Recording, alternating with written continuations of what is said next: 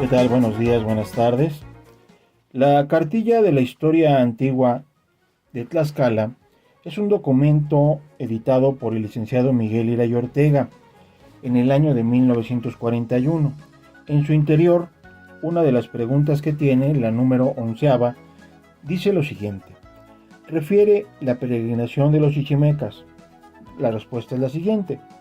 Al emprenderla del Valle de Texcoco, algunos jefes con sus familias se dirigieron hacia el norte y después de un pequeño viaje se establecieron en Tulancingo y Cuauchinanco.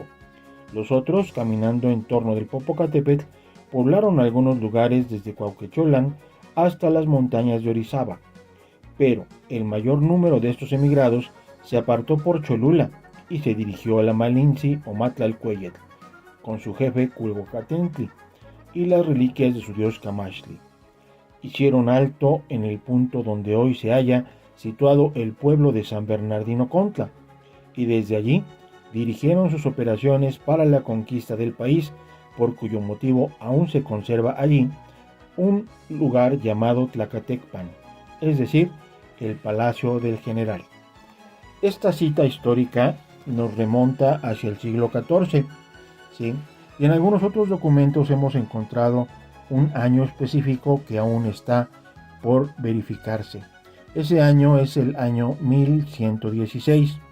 Por lo tanto, la edad antigua de lo que hoy es nuestro municipio de Contla podría variar entre los 910 años de edad y sobre todo, esa antigüedad debe considerarse porque es la antigüedad de un pueblo que ha estado continuamente poblado, casi a la par como lo ha estado poblado el gran pueblo de Cholula. Eso es una de las cosas que nos permite concebir el parentesco entre uno y otro lugar.